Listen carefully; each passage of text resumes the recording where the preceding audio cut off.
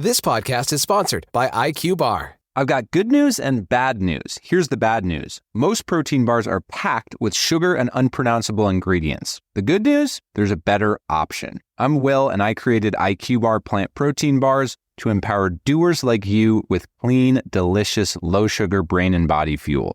IQ Bars are packed with 12 grams of protein, brain nutrients like magnesium and lion's mane, and zero weird stuff. And right now, you can get 20% off all IQ Bar products, plus free shipping. Try our delicious IQ Bar sampler pack with 7 plant protein bars, 4 hydration mixes, and 4 enhanced coffee sticks. Clean ingredients, amazing taste, and you'll love how you feel.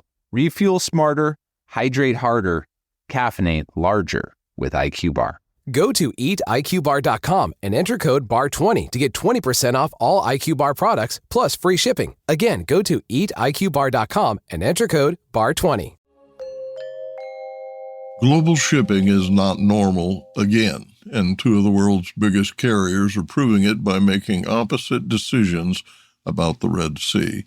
Maersk says it will resume using the Suez Canal and the Red Sea for one of its major services linking the Middle East and India to the U.S. East Coast on a selective basis.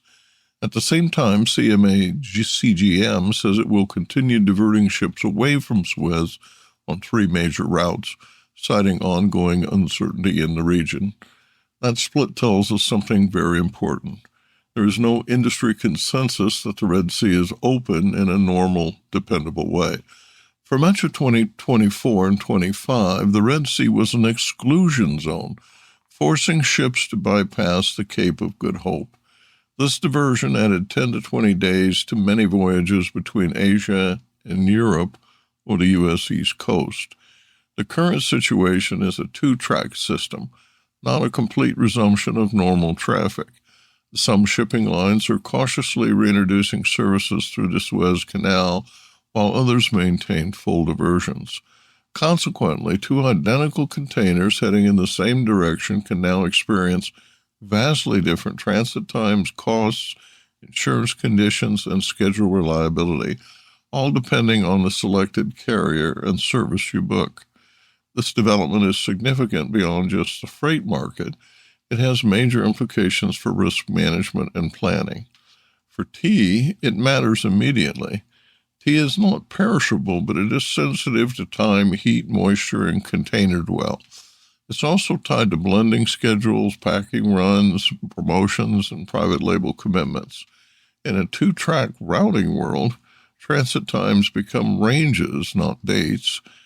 Arrival planning becomes probabilistic, not precise. And buffer inventory becomes strategic, not optional.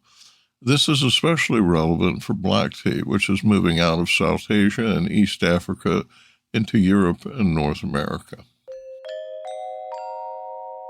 Business Insight. Global shipping is not back to normal, and this week the 2 biggest carriers in the world proved it by doing opposite things in the Red Sea.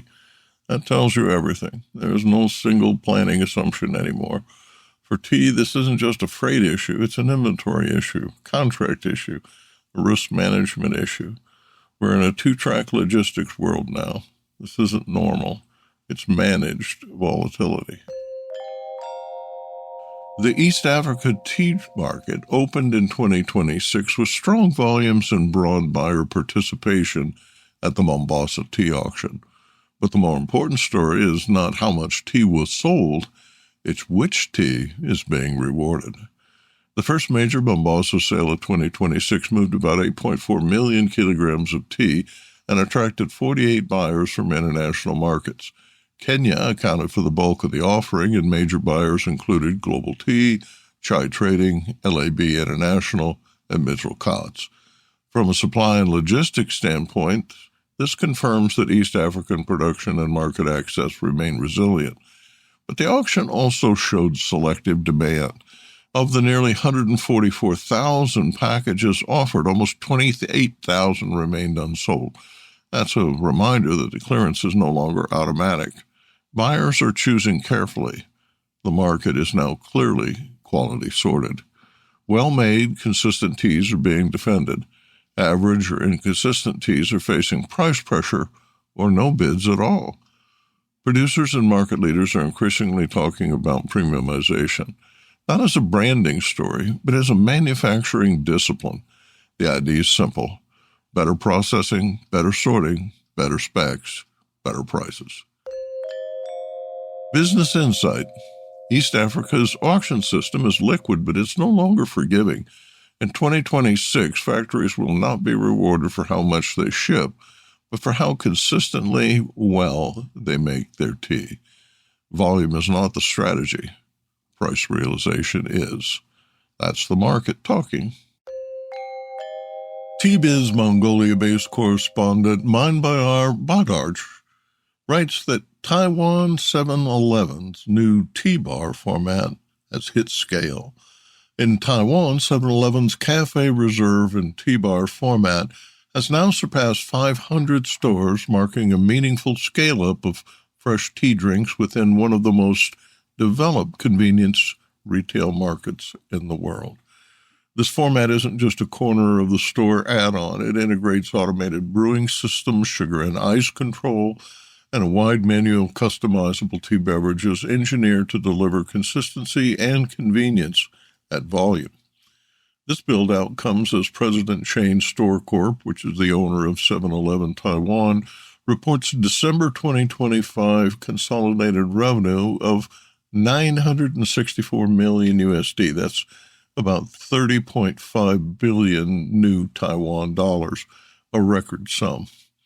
While the company does not disclose category-level revenue splits, industry benchmarks for Taiwan convenience retail typically place fresh beverages like coffee, tea, and related drinks in the low to high teens as a share of store turnover. Applying a conservative 12 to 18% range implies that beverages likely account for roughly 115 to 170 million USD per month in system-wide sales at the current scale.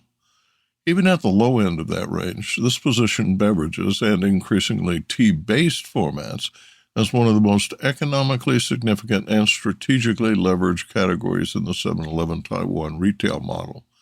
What's happening in Taiwan matters for the global tea trade for one clear reason.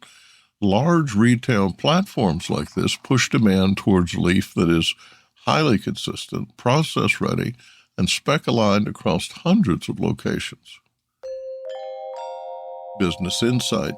For exporters, producers, and global brands, the lesson is this: the future of tea growth lies where systems meet scale, in places where the drink is standardized, automated, and repeatable, not just where the tea leaf is romanticized.